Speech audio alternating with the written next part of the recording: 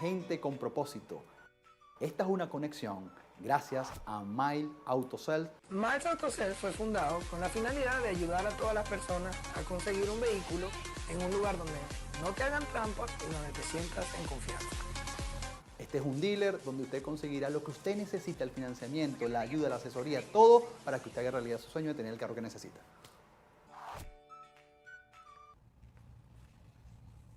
Muy buenas noches, bienvenidos a su programa Gente con Propósito. Desde aquí, desde los estudios de BN The Network en Miami Beach. Un placer, como siempre, tener el honor de poder estar de este lado y compartir con tanta gente que nos ve no solo aquí en Estados Unidos y en Venezuela, sino en distintas partes de Estados Unidos y del mundo y de América Latina. El tema de hoy es un temazo. La ansiedad me está consumiendo. Ese es el tema que hoy vamos a abordar y creo que le podemos dar una entrada, una lectura desde distintas ópticas, desde lo personal, desde lo colectivo, desde lo ciudadano. Y hoy en especial para los venezolanos la ansiedad está creciendo muchísimo porque cada día la situación se pone más tensa desde todo punto de vista y los niveles de ansiedad se están disparando. Pero no solamente por los temas sociopolíticos que podamos estar viendo en Venezuela, sino usted desde su país, bien sea Colombia, Ecuador, desde México, cada país tiene su propia dificultad en lo colectivo, pero también en lo personal. Entonces, ¿cómo manejar la ansiedad? ¿Hasta qué punto será que haya ansiedad útil o será que toda ansiedad es tóxica? ¿Qué piensa usted? Esa es una pregunta que hoy vamos a responder con nuestra invitada, que ya se las voy a presentar más adelante. Y como siempre les he dicho, busque lápiz, busque papel, porque todo lo que se dice aquí, usted puede tomar nota. Y usted lo puede sumar a su realidad personal y tratar de dar respuestas. Eso es lo que busca este programa Gente con Propósito. Crear reflexiones que le permita a usted poder dar respuesta a las situaciones que está viviendo. Claro, cada quien reacciona y responde desde su realidad. En eso estamos claros, pero dar herramientas significa que tú vas a tener más opciones para saber qué hacer. Y a veces lo que mejor le puede caer a nuestra vida es un buen concepto, es una buena idea, es una buena reflexión, porque a partir de ahí nacen las mejores decisiones. Pero antes de adentrarnos en el programa, antes de comenzar, yo quiero recordarles a todos los que nos están sintonizando que mañana va a haber un concierto histórico en la ciudad de Cúcuta, en Colombia. Un concierto que tiene como objetivo recoger $100 millones para ayuda humanitaria en mi país, en Venezuela. Y quiero recordarlo porque estoy seguro que muy poca gente en el mundo no está enterado de lo que mañana va a ocurrir, en donde el señor Richard Branson tuvo la iniciativa de convocar a muchos artistas, específicamente latinoamericanos y principalmente venezolanos, para a través del concierto y a través de la música que tanto une y que tanta fuerza nos puede dar, tratar de llevar adelante este concierto que pueda tratar de recaudar la suma de $100 millones. Como yo siempre he dicho, no todos podemos estar mañana en Cúcuta, pero todos sí podemos ayudar. ¿Cómo lo podemos hacer? Váyase a la página www.venezuelaaidlife.com y ahí usted entra y puede dar su donativo, que es importante. No se va a ayudar solo estando en Cúcuta. Mucha gente no pudo ir por distintas razones, pero los que no pudieron ir, ya saben, usted puede ir a la página www.venezuelaaidlife.com, entrar y ahí poder dar su donativo para toda esta gente maravillosa en Venezuela que tanto nos está necesitando en este momento. Juntos somos más fuertes. Y esa fuerza es la que necesitamos para poder hacerle frente a esta situación que vivimos a través de una dictadura representada por un señor llamado Nicolás Maduro, que se resisten a soltar el poder, ya no por convicciones políticos sociales, sino por necesidades propias, porque saben que es el poder lo único que les puede mantener haciendo y deshaciendo cosas que ya todo un país se cansó de aceptarlo y ha tomado la decisión de revertirlo desde el punto de vista sociohistórico. Así que, ya saben, los invitamos a poder apoyar, a poder dar esa donación y todos juntos apoyar desde nuestro espacio y desde nuestra tribuna. Así que bueno, vamos a adentrarnos al programa y vamos a tratar ahora sí de entrar al tema, no quiero esperar más, sino presentarles a nuestra invitada del día de hoy, que ya la he tenido en este programa y que además está permanentemente en televisión aquí en los Estados Unidos. Y quiero presentarles a la doctora Edith Chiro. Ya le vamos a colocar en pantalla lo que es su currículum, lo que es su experiencia. A mí me encanta invitarla a ella, primero por la experiencia que tiene y además por la facilidad que ella tiene para poder explicar procesos que muchas veces son complejos. Como ustedes pueden ver en pantalla, la doctora Edith Chiro es psicólogo clínico con máster y doctorado en Nueva York y tiene un postdoctorado de terapia de familia en el Ackerman Institute for the Life Family y tiene otro postdoctorado en la International Trauma Study en New York University. La doctora Chiro mantiene su práctica privada en Miami, tiene experiencia en el trabajo con inmigrantes y el proceso de evolución, además de educación, de aculturación, además del manejo y sanación del estrés postraumático. La doctora Chiro ha presentado numerosas charlas y conferencias en varias ciudades, además de publicar artículos y participar en programas de radio y televisión en fluido inglés, español y hebreo. Esta mujer es una maravilla y qué gusto tenerla hoy con nosotros. ¿Cómo estás, Edith? Hola. Bienvenida. Gracias por tenerme aquí. Bienvenida a Gente con Propósito. Siempre feliz de contribuir con el propósito de la gente. Así es. Y con el de nosotros también. Y esa es la idea principal. Edith, este tema ha generado mucha expectativa porque ¿quién no padece de ansiedad y quién no tiene que enfrentar la ansiedad todos los días? ¿Cómo empezar? Todo, yo, ¿verdad? tú y todo el mundo, sí. ¿Cómo? Empecemos por definir la ansiedad y después te pediría un comentario con respecto a ¿existe la ansiedad útil o la ansiedad siempre va a ser tóxica? ¿O cómo diferenciarla? Buenísima esa pregunta. Fíjate, la ansiedad, como todos sabemos, es parte de nuestras emociones básicas de la vida. Todos sufrimos un poco de ansiedad, todos sufrimos un poco de depresión. Ahora, cuando la ansiedad se vuelve en proporciones inmanejables es cuando es un problema, igual que la depresión. ¿Qué es la ansiedad? Es la anticipación de algo, de una situación futura que puede dar muchísimo miedo o muchísimo dolor. Es tener unas reacciones físicas y corporales que son incómodas y el temor de un inminente peligro o un inminente daño, que puede ser inventado, puede ser imaginado, no es que esté pasando en el momento, pero son como anticipaciones. Generalmente la ansiedad viene cuando ya ha habido alguna experiencia dolorosa y entonces se está imaginando, se está anticipando esa situación nuevamente. Y también se puede estar ansioso por algo muy bueno. Totalmente, ¿Sí? Claro. Lo que pasa es que es enfocarse en la parte negativa de lo bueno. O sea, por ejemplo, cuando tú y yo estamos hablando aquí ahora y que estamos hablando a nuestro público, tenemos un poco de ansiedad. Esto es algo buenísimo, muy bueno, pero ¿cuál es la parte de la ansiedad que tenemos? Es, uy, ¿qué pasa si sale mal? Uy, ¿qué pasa si no nos recordamos lo que queremos decir? Ay, Dios mío, ¿qué pasa si me equivoco? Entonces, claro, cuando nos enfocamos en la ansiedad, nos estamos enfocando en la parte negativa hasta de las cosas maravillosas como esta conversación que estamos teniendo. ¿Y cómo sabe alguien cuando ya la ansiedad lo está de alguna manera venciendo? Es decir, ¿cómo saber que estoy en niveles que pasan el umbral de lo normal? Exacto, entonces fíjate, a pesar de que nosotros vivimos con ciertos niveles de ansiedad, promedios y averajes, que ya te voy a explicar un poquito de qué se trata eso, cuando empezamos a sentir que los dolores corporales, la preocupación por el cuerpo, la preocupación y obsesión, ruminación de pensamientos que no te dejan funcionar, las fobias, ataques de pánico, la inhabilidad de relacionarte con otras personas, la incapacidad de dormir, de comer bien, o sea, las alteraciones en el alimento, en la dormida, insomnio, altos y bajos de peso, dolores de cabeza, llorar constantemente sin una causa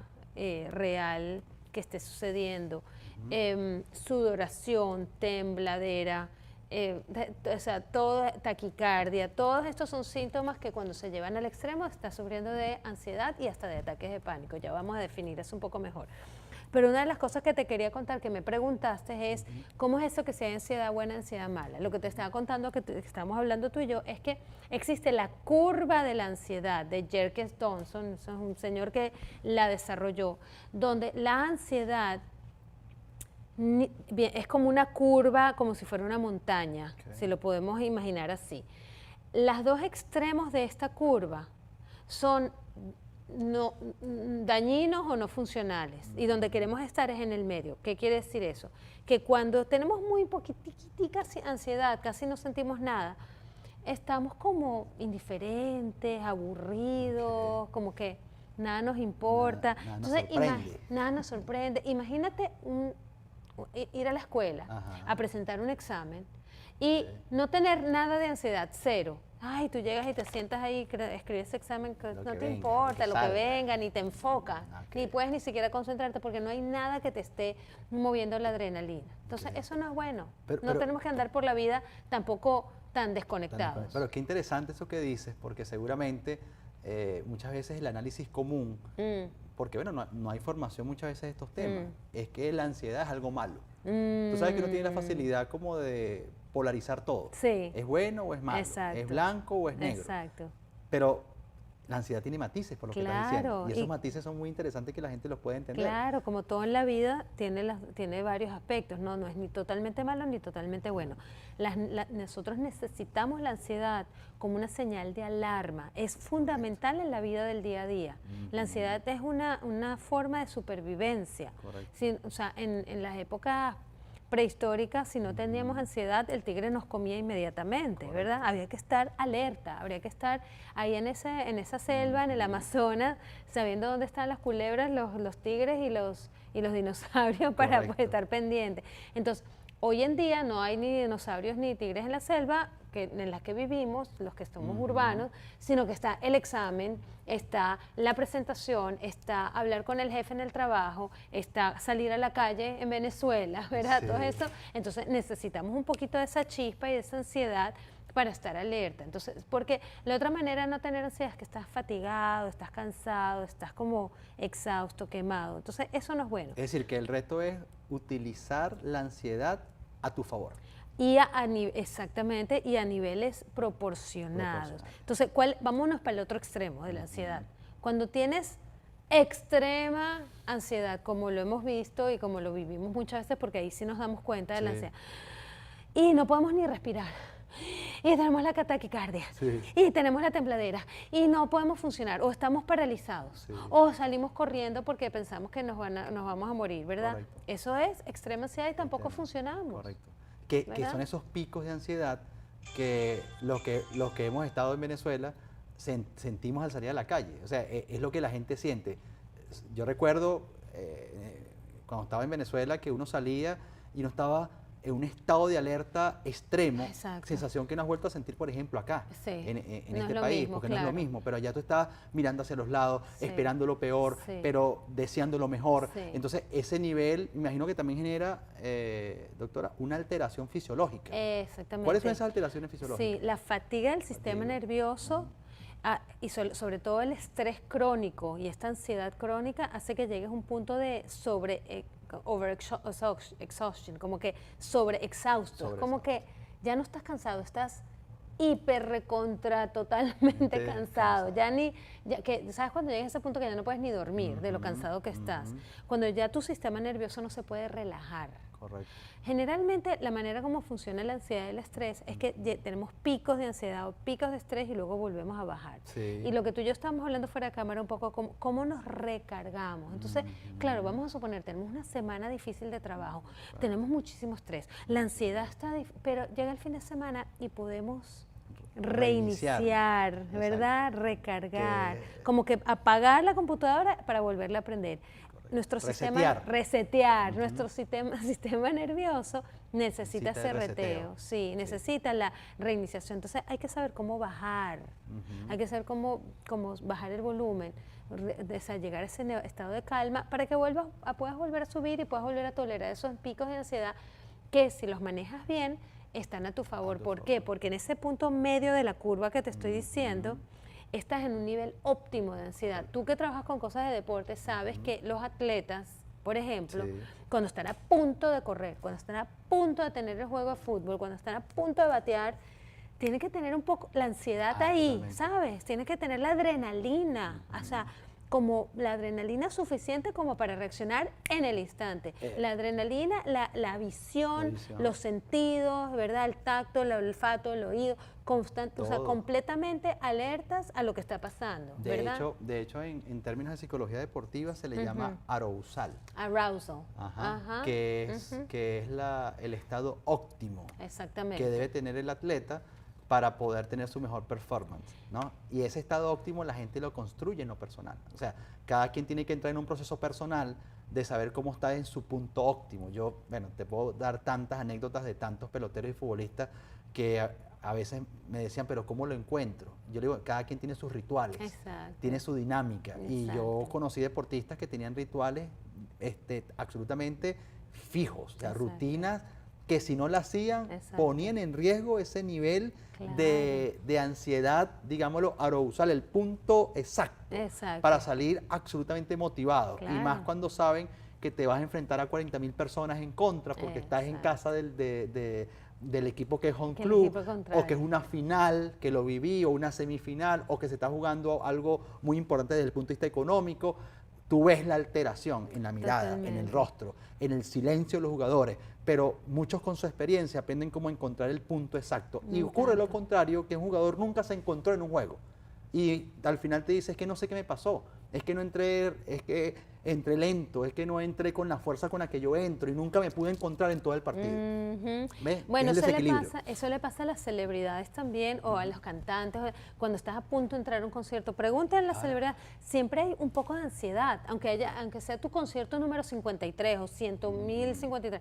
O sea, hay esa ansiedad de decir, ok, necesito manejar mi músculo de la ansiedad para saber que no me voy a estar demasiado ansiosa porque me va a paralizar o no va a poder concentrarme en lo que estoy haciendo, ni tampoco cero ansiosa porque no va a tener la adrenalina como para tener la fuerza y la alerta para funcionar, ¿verdad? De hecho, lo que hacemos nosotros, tú lo dijiste al principio, cuando tenemos que salir a un escenario y dar una conferencia, bien sea 10 personas o bien sea 300 personas, eso siempre, y yo tengo casi 15 años haciéndolo, Exacto. me genera un estado de ansiedad positivo. Exacto. Porque me hace sentir, me exige estar enfocado. Exacto. Me exige que debo estar pendiente de lo que voy a hacer. No me relajo a un punto que voy a desmeritar la gente que tengo al frente. Yo tengo un reto y yo voy a ir lo más concentrado posible, pero sin que eso me afecte, sin que eso me envíe al baño. ¿Qué ocurre, no? Porque hay gente que le pega en el estómago, o hay gente que le pega un dolor de cabeza muy fuerte, o hay gente que incluso siente que pierde el oxígeno. Entonces tiene que empezar a hacer ejercicios de respiración. Y eso ocurre mucho cuando tú estás enseñando vocería o comunicación, que la gente tiene que aprender a manejar toda esa energía que tienes que canalizar. O Así cuando tú estás aquí en televisión, tú lo dijiste. Sí. Yo tengo este programa, yo creo que es ya como el número 50, pero siempre tengo un respeto por la audiencia, porque cada programa es una página nueva. Igual tú cuando vas a Univisión toda la semana y estás acostumbrada a verte, pero es una nueva etapa y hay que hacerlo con mucha fuerza. Así es. Entonces, qué interesante que la gente pueda darse cuenta que la ansiedad está para ser usada a su favor. Y no que la ansiedad es algo malo que yo tengo. Porque de verdad que yo trato de hacerlo por redes sociales, Edith, decía la gente, pero cambiemos el lenguaje. No todo es malo, bueno, bueno. Y eso es malo. Y eso es bueno. O sea, siento, y es malo sentir odio. Y es bueno sentir amor. Es que ambas cosas pueden ser las dos cosas o pueden ser un punto central. Lo que hay es que entender el momento y el contexto, ¿cierto? Así es, así Que es. creo que es fundamental. Y empecemos a dar los tips. ¿Qué recomendaciones damos cuando estamos en estado de ansiedad? Y pongamos el ejemplo de Venezuela, que mucha gente de Venezuela nos está viendo en este momento. Tú sabes lo que está pasando en Venezuela. Mañana hay un concierto histórico en la frontera. Se habla de que el 23 va a entrar la ayuda humanitaria al país. Hay muchas expectativas, rumores por todos lados, información va, información viene, ruedas de prensa por parte de la cúpula militar presidida por Maduro, y ruedas de prensa por quienes apoyan al presidente constitucional Guaidó, y ruedas de prensa de Colombia, y ruedas de prensa de Estados Unidos, y ruedas de prensa, mensajes van y mensajes vienen, y la ansiedad crece porque la incertidumbre crece. ¿Cómo manejar la incertidumbre que no nos lleve a niveles de ansiedad que afecten nuestra salud? Sí, y estás diciendo una palabra clave que es incertidumbre.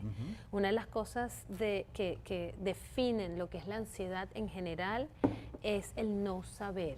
es lo desconocido, es tener ese vacío donde estás saltando de un lugar al otro y estás justo en el medio donde no está pasando nada. No está pasando nada. Eso causa, hasta cuando lo digo, ¿verdad? Ajá. Causa unos niveles, o sea, solamente imaginarte esa visión de saltar de un lugar a otro y que en el medio hay como un vacío. ¿Verdad? Eso te causa, entonces imagínate tener eso en tu vida, cuando no tienes una casa y no sabes si vas a tener una, cuando sales a la calle y no sabes si te vas a morir, cuando no sabes si vas a tener comida mañana, cuando no sabes si tus hijos están vivos o están muertos, si Dios lo quiera, ¿verdad? Esa incertidumbre, o estar en el limbo, cuando nuestro país está en un estado que no sabemos si va a salir, no va a salir, ojalá que sí, por favor que sea todo que sí, todo positivo, pero el no saber, estar en el totalmente impredecible, ese momento impredecible causa muchísima ansiedad. ¿Por qué? Porque nosotros somos personas, seres humanos que necesitamos control. El control en realidad no existe. Yo sé que todo el mundo piensa que el control sí existe, pero el control no existe. Es una ilusión que tenemos de que no podemos controlar absolutamente nada. Nada. Y eso lo aprendemos, ¿sabes? Cuando estamos en el presente, en el aquí y en el ahora, sabemos que no podemos controlar nada, sino aceptar lo que está pasando. Pero justamente esa necesidad que todos tenemos de querer controlar, cuando hay cosas que se nos escapan de las manos, ahí es cuando empieza la ansiedad, ¿verdad? Correcto. Entonces cuando nuestros hijos están haciendo algo que no les dimos permiso, y que cómo es eso que yo eduqué a mis hijos para algo así, ya va, entonces te empieza, ¿será que soy una mala madre? ¿Será que el niño le va a pasar algo? ¿Será que empieza la ansiedad? O cuando dijimos, ok, mañana me voy a parar por la mañana y voy a salir a trotar durante una hora y luego voy a llegar y me voy a comer una arepa con queso. ¿Y qué pasa si empieza a llover mañana? No, mi plan que yo tenía controladito, perfectico, no pude y luego no tengo el dinero para comprarme la arepa. Entonces, cosas que tú no puedes controlar, que dices, Dios mío, ¿qué hago? Esa frustración. O sea, es decir, el problema no es el plan, el problema es la inflexibilidad que uno tiene cuando el plan no se cumple. Claro, Porque, y la anticipación de que no está pasando lo que tú quieres que pase, está fuera de control. Porque pareciera que hablando de esa curva, que me parece muy genial porque lo puedo ver en imágenes en mi mente, los extremos del gráfico, sí. Por un lado, personas que todo lo quieren planificar y todo lo quieren controlar, pero sabemos que es imposible desde todo punto de vista tener el control de absolutamente todo. Entonces se hacen inflexibles consigo mismos y sufren, ¿no, Edith? Sufren muchísimo. Y por otro lado, la gente que todo lo deja a la buena de Dios. Sí. Que pase lo que tenga que pasar, total, lo que es, y ya eso está escrito. Y entonces, ¿para qué? O sea, creo yo que caemos en la misma, ¿no? Claro. Entonces el punto central es como, ok, piensa qué cosas tú puedes controlar, que están bajo tu responsabilidad, y las cosas, y enfócate en eso, y lo demás que no se escapa de tu control, aceptar que no puedes hacer nada. ¿Ese sería el punto medio? Eso es un punto medio, sí, eso de poder aceptar lo que está pasando, pero claro, eso es más fácil decirlo que hacerlo, sobre todo cuando, ahora, toda esta conversación en realidad lo que tengo es a Venezuela muy presente, entonces, o sea, más allá de, por ejemplo, las familias que veo, las parejas, los niños, los adultos que veo en mi consultorio, en realidad siento como que casi que Venezuela, ojalá pudiera tener Venezuela en mi consultorio para poderla sanar y poderla ayudar de esa dificultad y esa ansiedad. Y tengo tantos amigos y colegas que me escriben, me dicen, ay, sí, Edith, o sea, la ansiedad que se está viviendo y lo que está pasando no es fácil, no es nada fácil. Y fíjate que cuando esa incertidumbre llega a niveles tan altos, se genera lo que son ataques de pánico, por ejemplo, que es un tipo de ansiedad, cuando es demasiado alto. Entonces, todo tu cuerpo sientes como que si te va a dar un ataque de corazón y te vas a morir. Cuando en realidad no está pasando absolutamente nada a nivel fisiológico, sino que todo es mental y emocional.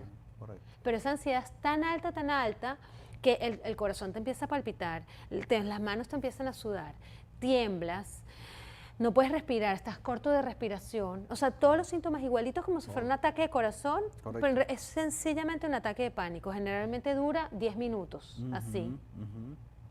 Y es muy desagradable, muy desagradable. De hecho, la gente generalmente se tiene que medicar para eso cuando no tiene otras herramientas, que ya les voy a hablar de cómo manejarlo, y hasta tiene a veces medicina en la cartera porque dice, bueno, en el momento que me da el ataque de pánico tengo que tomar medicación. Es decir, un tipo de ansiedad son los estados de pánico. Sí, ¿Qué otros tipos de ansiedad típicos podemos Sí. describir. Entonces, por ejemplo, otro tipo de ansiedad que es muy frecuente, porque acuérdate que el 19-20% de la población, por lo menos en Estados Unidos, sufre de ansiedad. Ok. Y el 3% de la población en el mundo sufre de ansiedad.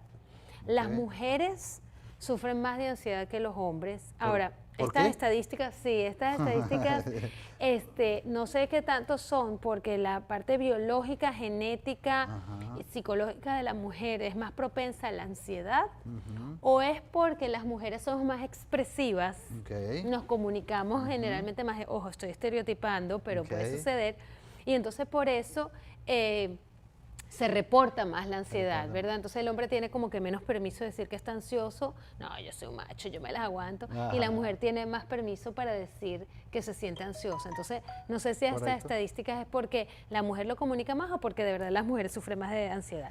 Ahora, este tipo de ansiedad, la ansiedad puede ser, un tipo de ansiedad es la ansiedad generalizada, como desorden generalizado de la ansiedad. ¿Eso qué quiere Ok. decir? Que eres una persona que normalmente eres ansiosa, pero ansiosa que puede funcionar, pero cuando se te desborda el vaso, Ajá. llegas a unos niveles de ansiedad que no puedes funcionar, no puedes Wow. salir de tu casa, no puedes ir al trabajo, no puedes hablar con tus amigos, no puedes hacer como que las tareas básicas de funcionar porque los niveles de ansiedad son tan altos que no te permiten. Eso no que te la gente dice, ay, es que estoy paralizada por el miedo. Ujú. Eso en verdad está paralizada es por un estado de ansiedad, Por de estado de ansiedad. pánico. Claro, el miedo real existe, ojo, Claro, o sea, exacto. que tienes miedo de que A que te me vas roben o que me maten afuera. Sí, eso es verdad. Ajá, eso es verdad. O sea, Pero estás maximizando, ¿no? si tienes un ladrón enfrente con una pistola, o sea, eso es miedo, Miedo. ojo.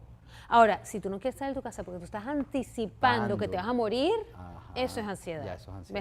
¿Ves la Claro, diferencia? no, no, Es la y anticipación he de que eso vaya a conocido casos, suceder. yo recuerdo el caso de una persona que muy cercana, una mujer muy exitosa, pero de repente perdió la confianza en sí mismo y se resguardó en su casa, Exacto. en Caracas, con el Exacto. argumento de que ella no quería salir porque ella sentía lo que tocaba decir, Bueno. que si salía, ella a lo mejor la iban a asaltar, ella a lo mejor la iban a matar, y empezó a transmitir la misma sensación con sus hijos, y entró en un estado de descuido, depresión, una cantidad de cosas ahí que se combinan, Muy duro. que pierdes el control de aquello. Y si Eso alguien está en ese estado, Sí. ¿hay solución para Sí, eso? sí, ¿Y cómo se sí soluciona hay solución, eso? ya voy para allá, Ajá. porque sí hay solución y creo que este punto de cómo manejar la ansiedad es muy, muy importante.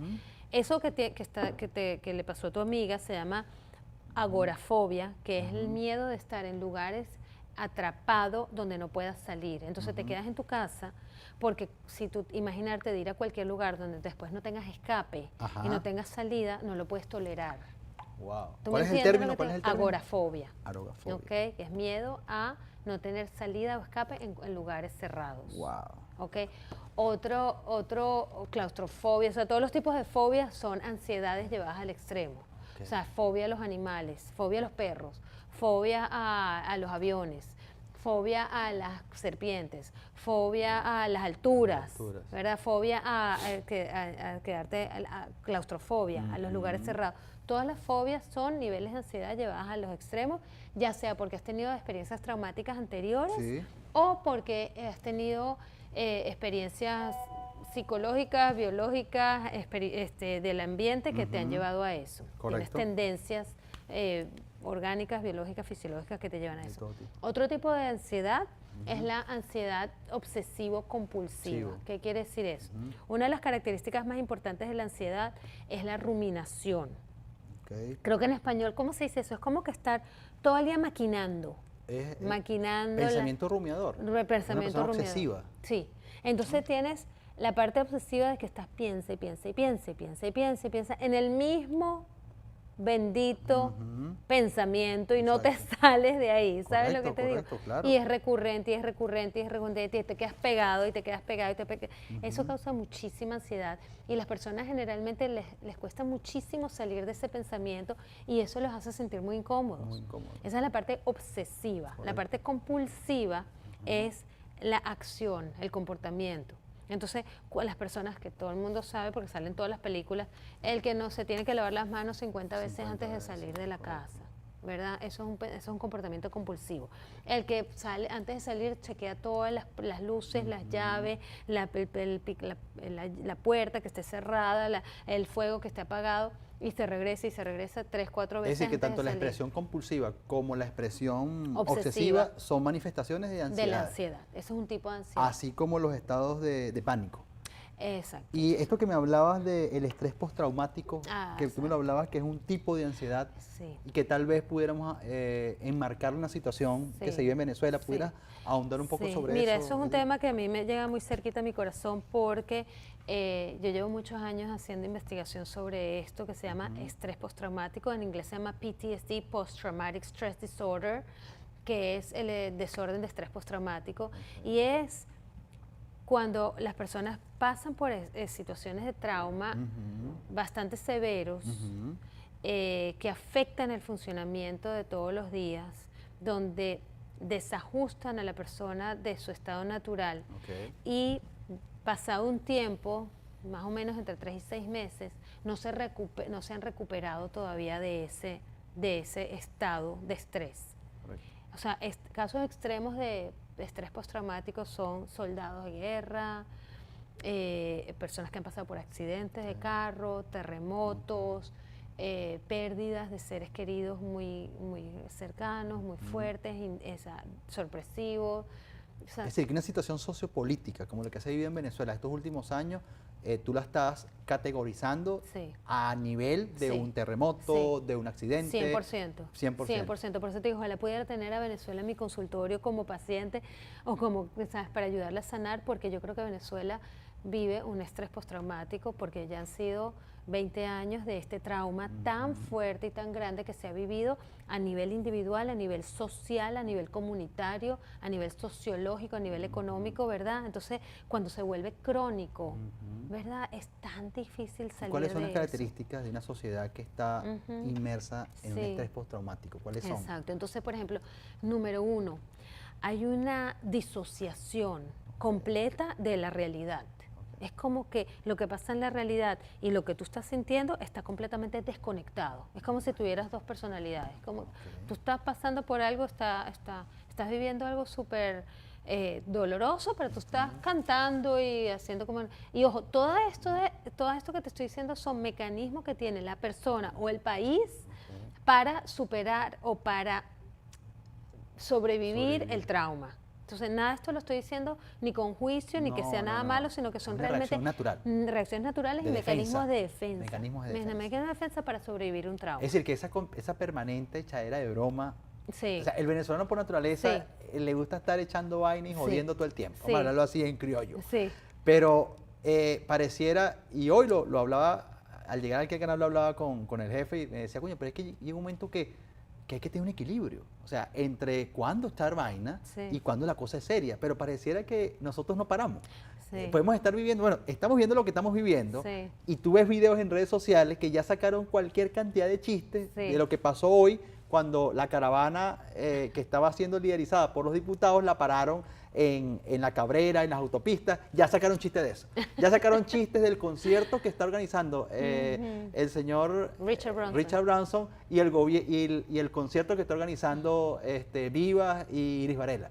Y todo es un chiste. Entonces tú dices, no, pero es que eso es necesario para drenar tanta presión. Pero ¿cuándo saber? O sea, ¿cuándo saber? Está bien, pero ¿cuándo incluso con la risa y la jodedera nos estamos yendo al extremo? ¿Cómo medir eso? Si tienes otros momentos donde estás bien conectado, porque esta desconexión y esta disociación es importante para sobrevivir el trauma, siempre y cuando puedas volver otra vez a reconectarte con tus sentimientos reales, que son en realidad el dolor, la tristeza, la incertidumbre, el miedo. Claro, entonces esta disociación y esta echadera de broma es una manera de respirar un poco. Está bien. Sí, claro. Mientras puedas en algún momento reconocer cuáles son tus sentimientos reales. O sea, vamos a dar cabida también a lo doloroso, a lo triste, a lo que pasa es cuando ya llevas 20 años sintiendo eso, oye, qué duro es. Déjame a ver si pude comprender tu idea que me parece fantástica. Es decir, el tema aquí es no entrar en negación. Exacto. No, en la medida que yo puedo siempre tener conciencia, a pesar de esos breaks que yo me doy, esos descansos, bien, vamos a hablarlo a lo venezolano, con la jodedera, con los tragos, con la salida. yo olvido un rato, pero no es que yo me estoy olvidando de lo que está pasando realmente. Yo estoy claro de todo lo que está ocurriendo, pero me tengo que dar un respiro. Sí. Porque si no, voy a colapsar mi sistema nervioso. Es lo que creo que estoy Perfecto, sí, tratando de... por eso es exactamente sistemas de defensa Sistemas para de poder, defensa. o sea, o mecanismos de defensa. Entonces, claro, la negación es otro, ¿verdad? Pesadillas, una cosa que se llama numbing, que es como anestesiamiento, estar anestesiado. O sea, esa es otra de las características del trauma. ¿Es distinta a la negación? Sí, ¿Sí? sí, sí, sí, ¿Cuál es la porque la diferencia? negación es más intelectual, no voy a pensar en eso, esto no existe, no es verdad. Y el anestesiamiento, estar anestesiado, es no siento nada. Como el chiste es el pollito, no siento nada. ¡Wow! Sí. ¿Sabes? No sientes nada. Es como que no importa si te están cayendo golpes, si te están insultando, si te están robando, es como que no es conmigo la cosa, no lo sientes por ningún lado. Es una manera de protegerse el cuerpo del dolor. Correcto. O sea, a nivel casi que primitivo, cuando tienes al venado que está por ahí corriendo y está, el tigre va detrás y lo está a punto de atrapar, llega un momento que el venado colapsa, ¿verdad? Porque ya no puede correr más, ya sabe que su vida está en peligro, ya no puede más. Eso es traumático para el venado. Cuando el tigre ya lo va a morder, esto es muy interesante porque el cuerpo del venado está anestesiado ya. Entonces la mordida del tigre no le duele tanto, porque ya como que los sentidos se han cerrado para no sentir el dolor. Dime que no es maravilloso. Increíble, No, increíble. es fascinante. Eso se puede decir que es un mecanismo de defensa Sí. Desde el punto de vista fisiológico. Claro, del animal. hasta físico, para protegerte del dolor. Pues yo he tenido pacientes desafortunadamente que han sido abusados sexualmente y muchas veces durante el abuso sexual, niñas estoy hablando, no están sintiendo nada de lo que está pasando, no están sintiendo el dolor porque una manera de anestesiarse o de disociarse de lo que está pasando y ellas están en otro lado, o están sintiendo, o sea, no están sintiendo nada de lo que está pasando. Increíble los mecanismos. Entonces ¿no? creo que Venezuela también está pasando por eso muchas veces, ¿no?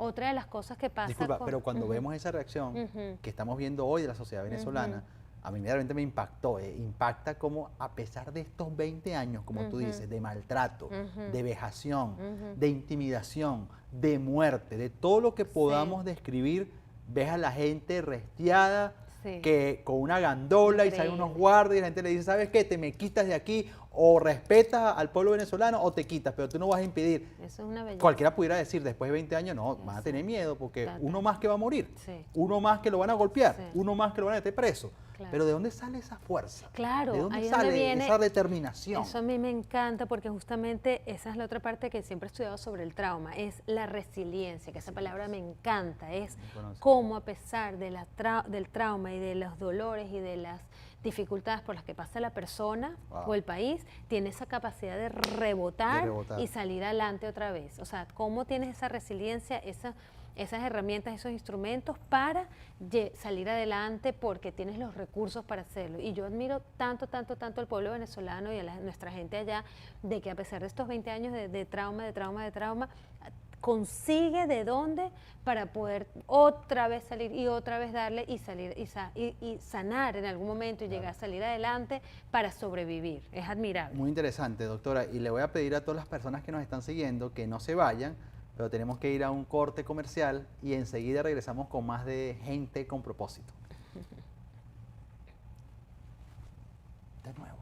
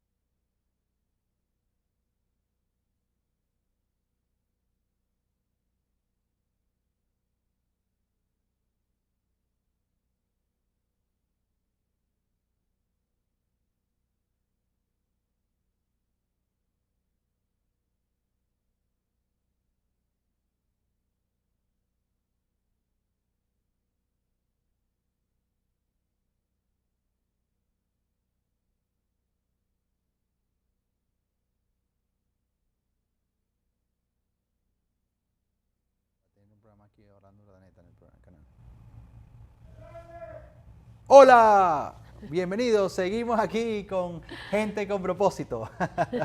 Bueno, mi querida doctora, estábamos hablando sobre la importancia de manejar la ansiedad y quedamos en una parte muy importante porque tú hablabas de cómo podemos tener el manejo y hablamos de la situación de Venezuela y destacábamos que a pesar de estos 20 años de vejación y de situaciones tan traumáticas, hoy pudimos ver a través de imágenes desde Venezuela cómo la gente estaba absolutamente determinada a hacer llegar la ayuda humanitaria a los lugares que se han planificado para eso. O sea, ves todavía esa energía, esa fuerza. Y te preguntaba, ¿de dónde sale esa energía? Y tú me hablabas de la resiliencia como un concepto muy propio del ser humano. Y me gustaría que siguiésemos conversando sobre eso, porque hay mucha gente que nos está escuchando.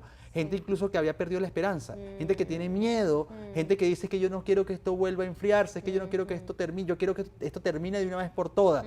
¿Cómo ubicar en el pensamiento, en la emocionalidad a ese venezolano, incluso a una sociedad? Porque hay gente que nos está viendo y cualquier cosa que podamos decir va a ayudar desde el punto de vista de las condiciones emocionales necesarias para este tipo de procesos. Totalmente, no, sí, este concepto de resiliencia, de poder salir adelante a pesar de las dificultades es fabuloso. Y fíjate, no todo el mundo lo logra desarrollar, o sea, hay gente hay gente que propone que la resiliencia o la tienes o no la tienes, es como que naces con eso o no. Sin embargo, hay otra gente que dice que esto se puede desarrollar, y yo sí creo que, o sea, como todo, sabemos hoy en día que hasta fisiológicamente podemos desarrollar ciertos aspectos de nosotros mismos para salir adelante. Correcto. Entonces, yo creo que a lo largo de estos años, muchísima gente en Venezuela ha podido desarrollar esta resiliencia para no estar afectados a niveles que ya no pueden funcionar más, o que están destruidos, o que están en los niveles de depresión. Y obviamente hemos visto tantos casos que ha sido así, porque esto es una de las consecuencias de las casualties, ¿no? de lo que pasa con tanto trauma y tanta dificultad y tanto dolor. Pero vemos también cómo es posible, o sea, toda esta gente que sale adelante, que se para a pesar de que lo tumban, de que consigue recursos para entender las cosas de otra manera, para buscar apoyo, que es fascinante. Claro. Yo de verdad que lo admiro de unos niveles increíbles. O sea, yo he trabajado mucho, por ejemplo, con sobrevivientes de Holocausto, con sobrevivientes de refugiados de guerra, con sobrevivientes de abuso sexual, con sobrevivientes de abuso en general, de tortura. Y es increíble ver cómo gente que sale de cosas tan difíciles, tan dolorosas, que tú dices, no, ¿cómo alguien puede seguir viviendo después de algo así? Correcto. ¿Cómo alguien puede seguir viviendo después de estar en un campo de concentración durante 5 años de su vida? O cómo alguien puede seguir viviendo después de haber pasado por las peores torturas en Venezuela, como ocurren con muchos presos políticos y gente que ¿Cómo alguien puede seguir viviendo después de haber sido kidnapped, ¿cómo se dice? Secuestrado, maltratado y después dejado tirado? ¿Cómo tú entiendes la vida después de eso? Entonces, no es que pasa de un día al otro y no es que automáticamente al día siguiente ya estás bien, obviamente que no, pero tener ese proceso, esos recursos, esa capacidad emocional y mental de recuperarte de eso es increíble. Y como país, Venezuela lo está haciendo, ¿verdad? Y estamos desde todos los lados del mundo viendo cómo Venezuela está pudiendo tener esa reaccionar. Es decir, que ahí en medio de la noche oscura, para cualquier sociedad o para cualquier persona, hay que tener la firme determinación y la fe y la confianza que hay en nosotros recursos insondables, que incluso desconocemos. Exacto. Que yo creo que son los mismos recursos que nosotros sacamos en momentos en los que se requiere de nosotros lo mejor. Y yo lo llevo siempre al comportamiento deportivo porque es una de mis especialidades, y personas que no se sabían capaces de lo que podían hacer y que lo hacen en plena acción. Salen virtudes y destrezas y capacidades más allá de las que él conocía.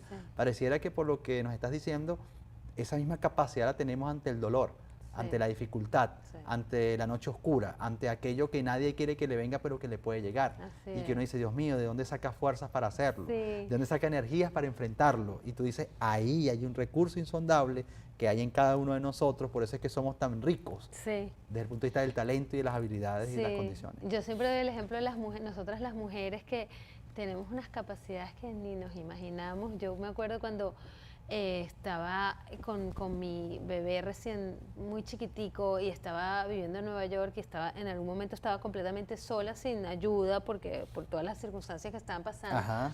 Y, o sea, había momentos que yo decía, ¿cómo yo pude hacer esto? O sea, tenía un bebé recién nacido en un brazo, dando pecho, cargando el coche en el otro, nevándome encima, manejando el carro, cargando las cosas del supermercado, lidiando con... O sea, y yo decía, ¿de dónde yo saco tanta fuerza? Las mujeres, las madres, tenemos unas capacidades ocultas que nos salen en los mejores momentos para o defender a nuestros hijos o sobrevivir, que yo digo, wow, eso es, o sea, es algo que lo tenemos ahí y que cuando el momento llega, sale y estamos tan agradecidas de que eso suceda. Y por eso ¿no? es que hay que vivir para uno conocerse, ¿no? Porque Sí. uno desde la inacción Sí. no se conoce. Exacto. Por eso es que el ser humano que más trasciende y crece es aquel que se está probando permanentemente. Exacto. En retos, en circunstancias, en proyectos, en ideas, en vamos a intentarlo, no sé cómo hacerlo, pero buscaremos la forma,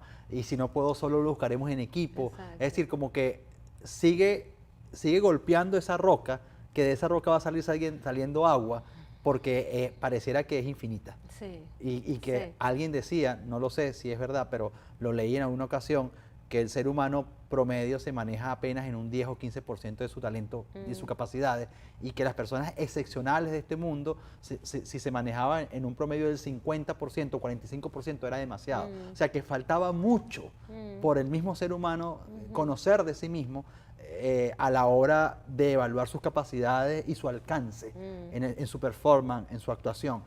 Y lo aplico a lo otro que estás diciendo, a la parte dura, difícil. Y es donde tú dices, bueno, esperemos que en cada situación tengamos la fuerza para poder dar respuesta. En Venezuela también ocurre otra cosa que tiene que ver con las familias y con los niños, porque los niños, queremos que los niños crezcan en ambientes protegidos o en ambientes ideales, no sé cuál es el término más correcto, pero ese no es el caso de los niños que viven en Venezuela. Y me contaba alguien muy cercano a mí que un niño de la familia le decía a una tía, bueno, tía, mamá, le dice mamá a mi tía, que es la mamá que es su abuela, le dice, ven para comprarte esto, lo que todo niño quiere, un helado. El niño le decía, no, tía, no mamá, no podemos comprar el helado porque la situación está muy difícil y tenemos que ahorrar para poder comprar comida para la casa. Increíble. Un niño de 6 años.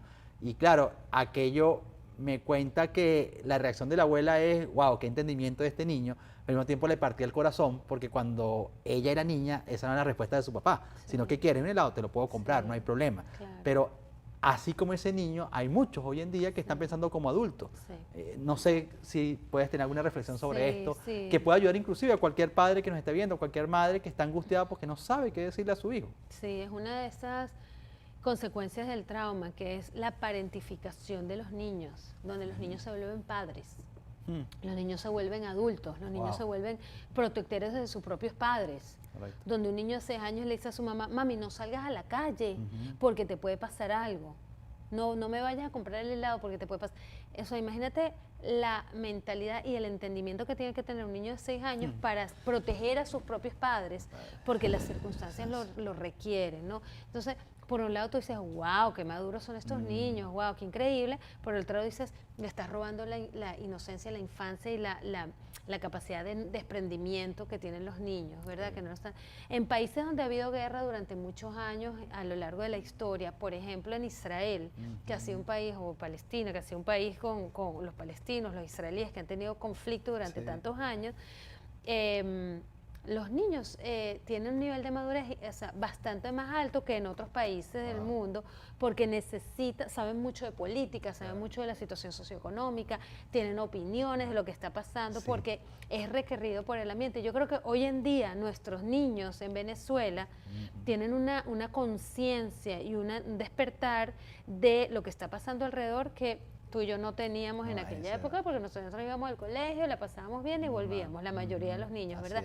Hoy en día no hay niño en Venezuela que no sepa hablar de lo que está pasando en la política, no hay niño que no sepa de lo que son los diferentes partidos políticos, situaciones sociales, situaciones globales, ¿verdad? A nivel mundial también es increíble, ¿no? Increíble. Aparte que obviamente el internet ayuda con todo esto y la globalización. Maravilloso, Edith. Vamos a ver aquí unos comentarios. El comentario, y le voy a pedir al señor director que vayamos preparando la presentación para poder verla con la invitada antes de finalizar el programa. El amigo Alex Garcés dice, pensamientos negativos generan emociones negativas que se manifiestan en el cuerpo. Con todo lo que la doctora está hablando, entonces vigilar los pensamientos, voy a bajar aquí, vigilar los pensamientos sería una herramienta para controlar la ansiedad. Excelente. Pregunta Alex García. Gracias, Ala, muchísimas gracias por esta pregunta, porque comenzando con los tips de cómo manejar la ansiedad, uno de los tips que recomiendo es no enfocarse en pensamientos negativos. ¿Por qué? Porque la ansiedad es justamente la alimentación de esos pensamientos recurrentes de los que estábamos hablando antes. Correcto. Donde te quedas pegado, ¿y qué pasa si? ¿Y cuándo me pasó esto? Pero es que me van a, es que me van a robar, es que me van a matar, es que no voy a tener para comer, es que va a pasar lo peor, es que nos vamos a hundir, es que, y te quedas pegado, pegado, es que tengo cáncer, es que tengo un tumor, es que tengo, y estás pegado en eso. Entonces, una de las cosas para manejar la ansiedad importantísima es, a pesar de que tienes esos pensamientos, poner un poco de distancia y decir, yo sé que estoy pensando negativamente, yo sé que estoy teniendo estos pensamientos recurrentes obsesivos, voy a hacer el esfuerzo y el ejercicio de pararlos inmediatamente. Yo le digo muchas veces con mis pacientes, les digo, ok, busquen una palabrita que diga stop, que diga, ok, lo paro, e inmediatamente switchearlos, cambiarlos a algo, a otro pensamiento, algo positivo. Correcto. Pero que ya lo tengas planificado desde antes. O sea, hacer un plan donde dices, ok, en este momento, cada vez que me venga el pensamiento negativo, voy a parar mi mente, voy a decir, no permito este pensamiento negativo, porque es que no ayuda. Yo no estoy diciendo que haya negación, yo no estoy diciendo que no, vamos a pretender que no está pasando nada, no estoy diciendo eso. Claro. Pero estar pegado en el pensamiento negativo no te ayuda, no te suma. Perfecto, no, está maravilloso. Dice también el amigo Alex Márquez, doy fe de tus palabras. Hola Alex, saludos. Alex García vuelve a decir, yo pienso que la resiliencia se puede desarrollar y más con profesionales como ustedes. Gracias. Dice Alex. Neisa Díaz dice, ante todo hay que ser positivos. ¿Qué tienes que decir a lo que dice Neisa y Alex? Bueno, fíjate, otro de los tips que quería sugerir, que yo trabajo mucho con mis pacientes con eso, es lo que es la gratitud. Todas las mañanas, independientemente de lo que esté pasando en tu vida, date 5 minutos para escribir en un journal, en un cuadernito, 3 cositas por las que estás agradecido.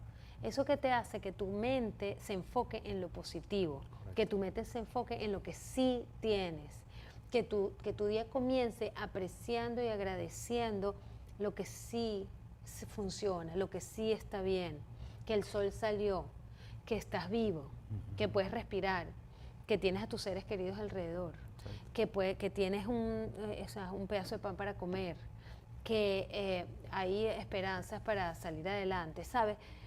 Eso es importantísimo, porque tú dices, ay, no, bueno, pero eso ya lo sabemos. No. Tenemos que hacer ejercicio todos los días, dar un agradecimiento.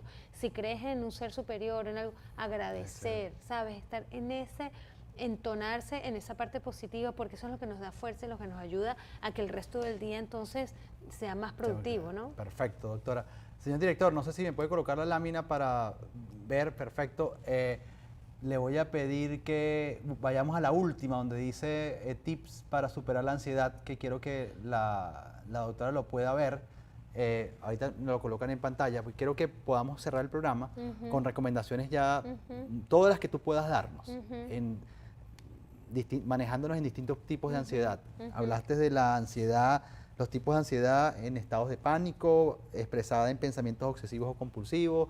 Hablamos del postraumático también. Entonces, ante cada una de esas situaciones, bueno, ahí está en pantalla. Dice, doctora, acompáñame, dice técnicas de control de la ansiedad, algunas sugerencias. Dice aquí distracción, respiración diafragmática, lenta, relajación, autoinstrucciones, que creo que es como la autoverbalización de cosas que uno se tiene que decir a sí mismo, imaginación positiva, afrontar las situaciones sin tratar de evitarlas.